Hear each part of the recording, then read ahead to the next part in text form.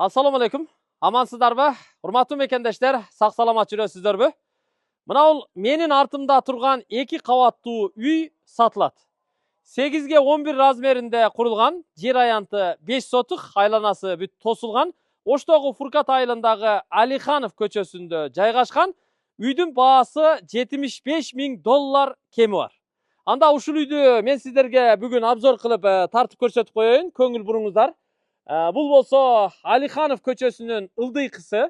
Негизи Ошалай трассасынан Фуркат айлампасынан алай тарапка жүргөндө оң тарапка бурулуп Алиханов көчөсүнө киресиздер дагы. Бир аз жогору көтөрүлүп чыгып келесиздер. Дүкөн бар. Дүкөндөн эле оң тарапка бурулуп ушул Алиханов ылдыйкы көчөсүнө тетиги жерден түшүп аласыздар. Анан ошондон бери жогору чыгып келсеңиздер, мына сол тарапта фундамент турат. Ошол фундаменттен өткөндөн кийин туугандар ушул үй. Көрүп турасыздар, айланасы бүт тосулган, 5 сотук жер аянты, дуал ошол чекеден баштап, бул жагы мына ушул тумбага чейин келип такалат. Дарбазасы коюлган, калиткасы сол жагында. Электр линиясы мына столбага чейин тартылып келинген, суу жогору жактан келет. Бул көчө менен мына ушул жерге барып, кайра эле айланып, жогору Алиханов көчөсүнүн центральныйына кошулуп чыгып алса болот.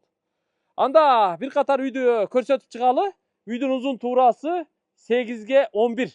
Туурасы алды жагынан 11 метр, көчө жагынан узундугу бул жагынан 11 метр, ал эми туурасы 8 метр болуп калат. Чатыры шифер менен жабылып, өстүрмө суу түтүктөрү дагы бардыгы кагылыптыр. Келиңиздер эми бир катар үйдү көрсөтүп чыгайын.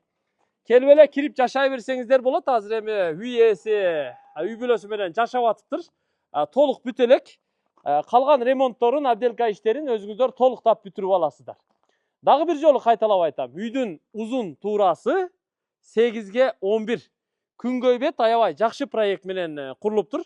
Дарбазадан киргенде эле үйдүн алды ушул жер унаа коюучу жай, площадка болот.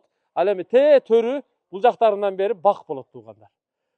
Сырттан киргенде үй менен дуалдын ортосунда дагы 4 метрлик аралык жасаган. Бул жакка очок гана, тапчан, отункана, көмүркана куруп койсо болот. Же болбосо бул жакты жөн эле навес кылып, отункана, көмүркананы нар жагына курса болот. Негизи нар жагына уже куруп коюптур. Терезелери ак түстөгү пластик терезелер коюлган. Үй өзү бышык кирпичтен 2 кабат курулуп, сейсмопояс колонналары бардыгы арматуралар салынып анан курулган экен. Фундамент дагы жерден 1 метр бийиктикте көтөрүлүп турат. Бул жер мына кире бериш прихожкасы болот. Тепкичи куюлган. Тепкич батыш жагына куюлган. Кийин бул жагынан дагы түшүп чыга турган кылып жасап алсаңыздар болот. Бул негизги кире бериш чоң эшиги. Киргенде эле мынакей сол тарапта тепкич бар. 2-нчи кабатка ушул тепкич менен көтөрүлүп чыкса болот. Бүт тепкич дагы ушундай жыгач каражаттарынан жасалган. Биринчи бөлмөдөн баштайын. Бул орто коридор, төрдө ашканасы бар. Бул жакта болсо залы. Биринчи ушул бөлмөдөн баштайт экенмин. Кана бисмилла. Караңыздар. Мына бул чоң бөлмө туурасы 4 метр, ал эми узундугу 7 метр чыгат. Зал, конок бөлмөсү, мейманканасы. Терезеси күнгөй бет жагында жайгашкан. Отопление тартылыптыр, пардасы илиниптир. Терезеси өзү дагы, дарчасы дагы бүт пластиктен. Дуалы бир катар ичинен шыбалып, анан шпатлевка тартылып обойго даярдалган. Электромонтаждары да жасалган. Потологу дагы тегиз жасалган. 2 люстра эле асып коесуздар. Дуалына обой же краска бересиздер. Полуна ДСП кагылып, анан сырдалыптыр. Эми кийинки бөлмөнү көрсөтөлү. Интернет дагы киргизилип, Wi-Fi коюлуптур туугандар. Бардык бөлмөлөрдүн эшиктери ушундай ак түстөгү заманбап эшиктерден коюлуптур.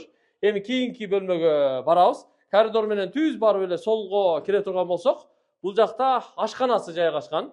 Ашкананын дагы узундугу 7 метр, туурасы 3,5 метр. Бул жагында бир терезеси бар, көчө жагында бир терезеси бар.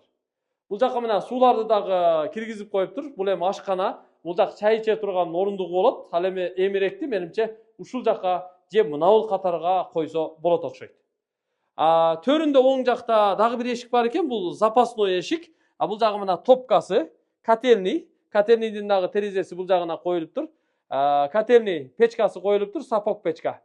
Бул көмүр отун менен анан тең коюп койсо дагы боло турган ушундай бир 3 же 5 обороттуу печка туугандар. Көмір отунду бул эшик аркылуу үйдүн артынан алып кирип чыкса болот экен. Бул жагын атайын ошо топка катары, котельный катары куруп коюптур. Кошумча кухнядан эле кирип чыкканга эшигин жасап коюптур. Эми экинчи кабатка чыгалы. Биринчи кабатта болгон ушу коридордон сырткары эки эле бөлмөсү бар. Ал эми экинчи кабатта болсо 3 бөлмөсү бар. Душевойдон сырткары. Келиңиздер. Экинчи кабатка чыгабыз. Мына тепкичтин дагы эндүүлүгү кенен экен. Менимче 1 метрден ашуунураак окшойт. 1,20 ушундай чыгат экен да. Бүт соснадан жасалган, мына перилалары дагы, балясиналары дагы. Түз эле эшиктен киргенде сол тарап менен чыгып келет экенбиз. Бул перила балясиналары бул жакка өтүп тетиги жерге чейин жасалыптыр туугандар. Экинчи кабатка тепкич менен чыкканда эле сол тарапка бурулуп кире турган болсок, бул жагы мына санузели. Тазалык бөлмөсү. Полу дубалы бүт кафел болуп бүтүптүр. Даяр экен, отопление киргизилиптир, төрүнө ванна коюлуптур, раковина үстүнө күзгү коюп коюш керек, анан аристону коюлуптур туугандар. Бул жагында форточкасы бар экен. Бул тазалык бөлмөсү, эшиги пластиктен коюлган. Ал эми экинчи кабатка чыгып оң тарапка бурула турган болсок, бул бөлмө балдар бөлмөсү, чакан бөлмө туугандар. Туурасы 3 метрге жакын, ал эми узундугу 4 метр чыгат экен. Көрүп турасыздар, бир терезелүү чакан бөлмө. Полуна ОСБ кагылыптыр, патология пластик каражаттарынан бүткөрүлүптүр. Дубал иштери калыптыр. Төрдө дагы эки бөлмөсү бар. Ал эки бөлмөнү дагы көрсөтөлү. Анын бири мынагу балдар бөлмөсү. Бул балдар бөлмөсү бир аз чоңураак экен. Узун туурасы бир 4x4, 16 чарчы метр чыгат экен.